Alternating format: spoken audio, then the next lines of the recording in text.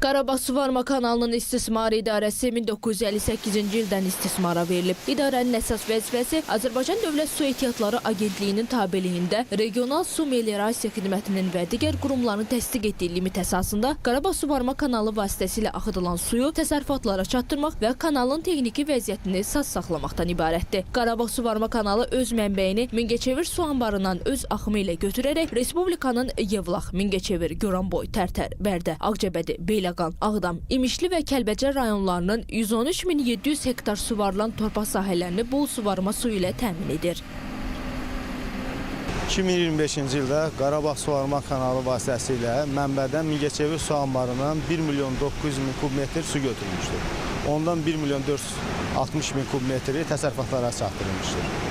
Qeyd edim ki, 2025-ci ildə Qarabağ Suvarma kanalında tərəfimizdən aparılmış cari və əsaslı təmir nəticəsində su itkiləri ötən illər müqayisədə 27%-dən 22%-ə düşmüşdür.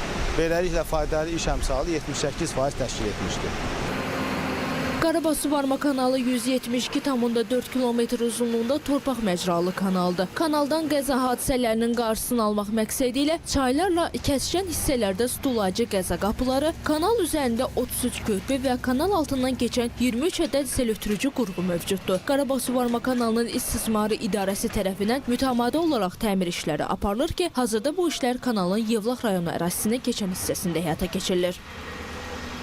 Hazırda dayandığımız ərazidə Yevlax rayonunun Tanrıqullar kənd ərazisindən Qarabağ kanalının keçən hissəsində kanalın sol sahilində kvadrat üsulla torpaq mühafizə bəndinin təmir işlərinə başlanmış. Ümumi işin həcmi 96.000 kub metr təşkil edir. Yevlax və Bərdə rayonu ərazisində kanalın sol sahilində müxtəlif piketlərdə bəndin ensiz və alçaq hissələrinin təmir işlərindən ibarətdir.